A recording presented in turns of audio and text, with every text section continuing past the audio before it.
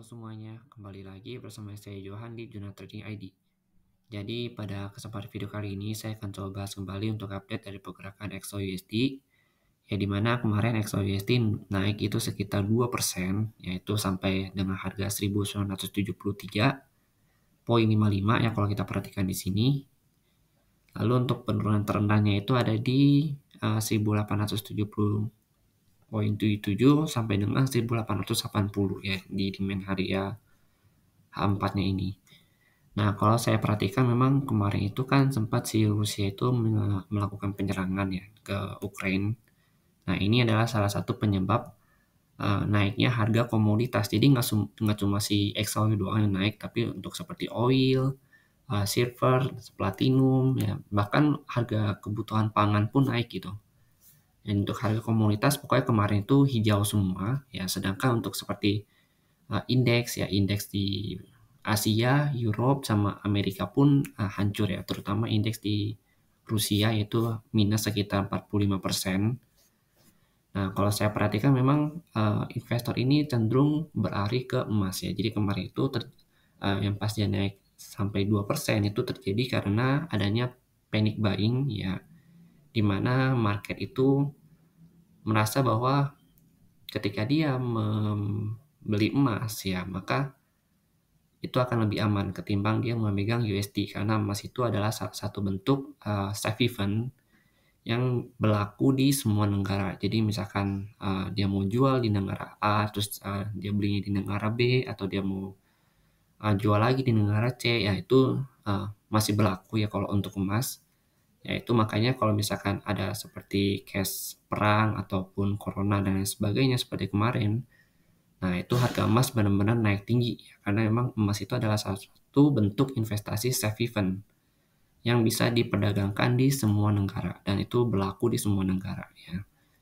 Oke, jadi selama tensi geopolitik ini masih belum mereda, maka kemungkinan besar harga emas ini masih akan terus di-push naik ya.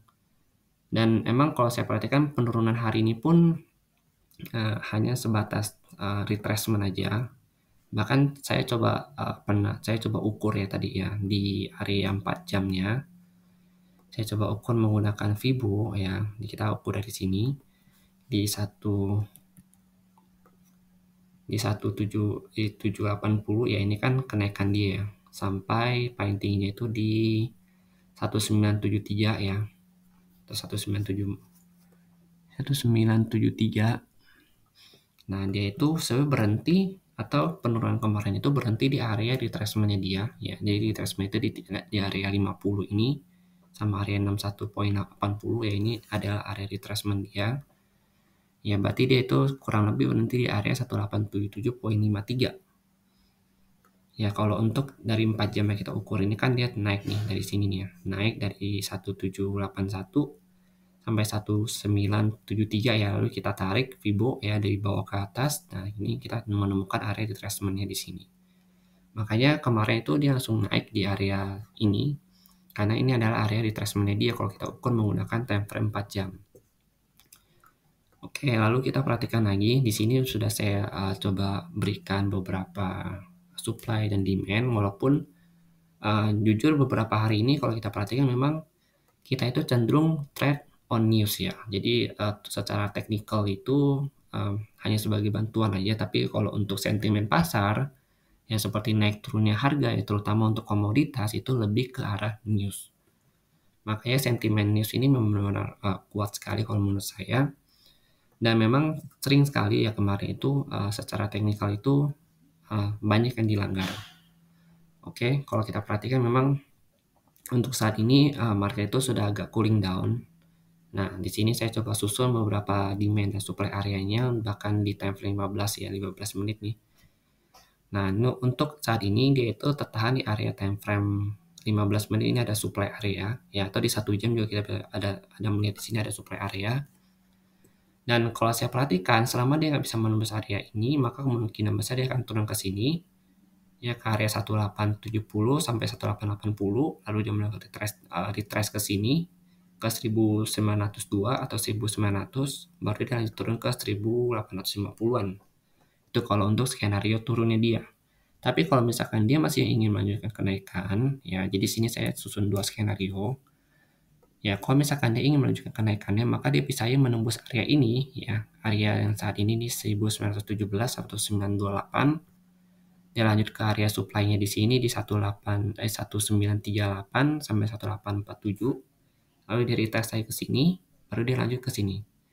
Ke area 1961 sampai 1974. Ya, ini adalah area supply barunya dia yang kemarin terbentuk ya di area sini nih. Jadi kemarin itu ada di area 1973, dia itu langsung turun ke bawah lagi. Jadi emang harga psikologi pasar itu kalau menurut saya itu ada di area sini. Oke, jadi mungkin pandangan saya kalau misalkan dia ingin melanjutkan kenaikannya, maka dia minimal tuh retrace di area sini atau dia mempertahankan penurunannya itu nggak lebih atau nggak kurang dari 1900.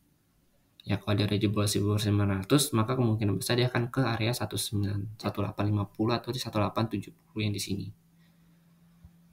Untuk kenaikan supply tertingginya itu ya saat ini kalau kita perhatikan itu dia ada di 1980.33 ya sampai 9992, dan tertingginya itu ada di 2006 sama di 2016. Ya, itu saya lihat di time frame 4 jam. Jadi kemarin juga saya sudah share di channel Telegram.